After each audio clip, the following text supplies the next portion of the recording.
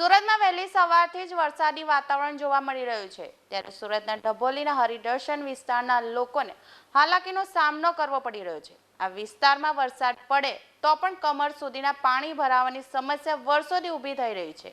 સ્થાનિકો દ્વારા વારંવાર રજૂઆતો કરાઈ રહી છે પણ લોકોની રજૂઆતનું નિરાકરણ આવી રહ્યું નથી।